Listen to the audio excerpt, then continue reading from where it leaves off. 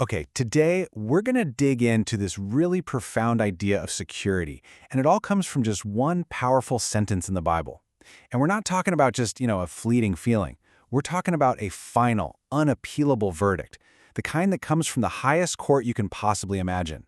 So everything we're talking about, it all revolves around this ancient, really piercing question from the book of Romans. Think of it like a legal challenge thrown out to the entire universe. It basically asks, who has any right to bring a charge against God's elect? The people he has specifically chosen. But here's the thing. The real power here isn't just in the question itself. It's in the absolutely brilliant way the Apostle Paul answers it. He sets up this huge challenge and then delivers an answer that is so unexpected, but wow, it's infinitely more powerful. I mean, logically, this is the answer you'd expect, right? If someone asks, who can bring a charge, the simple reply would be, no one can. And look, that's true, but it's not the whole story. It's actually kind of incomplete. And this is where it gets really fascinating. Paul totally sidesteps that simple logical answer. He goes for something with way deeper implications, something that completely changes the whole foundation of our security.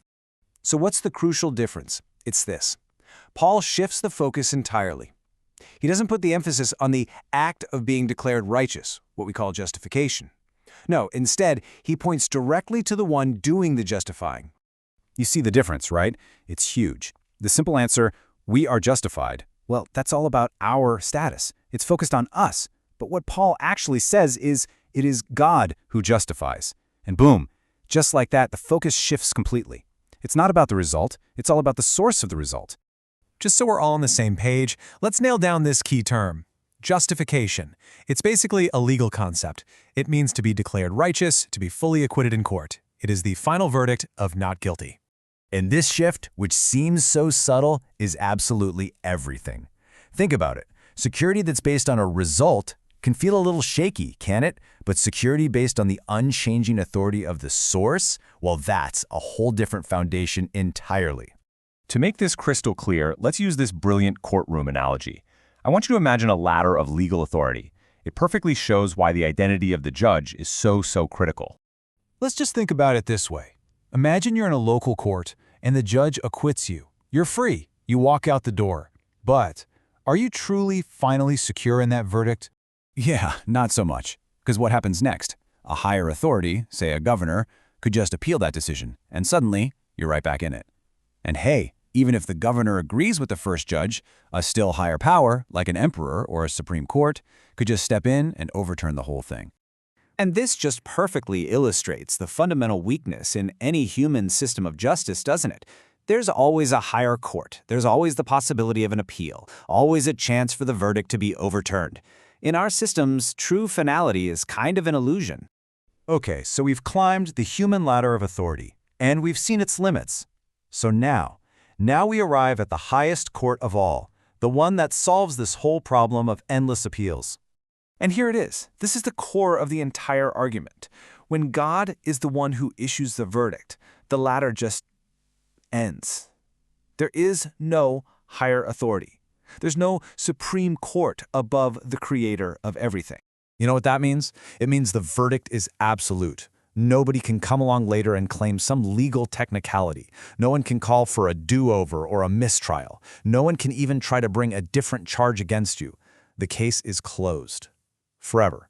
So this justification isn't partial, it's not temporary, it's a final sentence. A total acquittal that covers everything for all time. The gavel is fallen, and the judge literally owns the entire courthouse.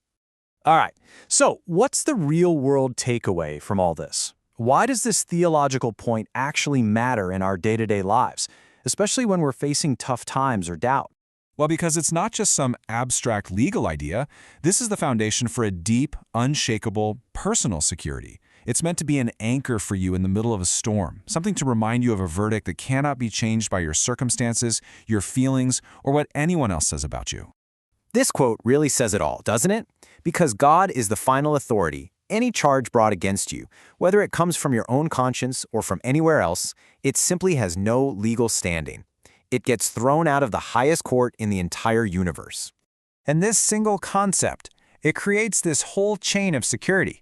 I mean, if the supreme judge of the universe is on your side, who could possibly win a case against you? If he already gave you the ultimate gift, isn't he going to provide everything else you need? And if he is the one who declared you righteous, what accusation could possibly stick? So we end up right back where we began, but now the answer is just echoing in our minds. The question at the start was, who shall bring a charge? But after seeing that the verdict comes from the highest court, with absolutely no possibility of appeal, we're left with this final resounding thought. What charge then could possibly stand?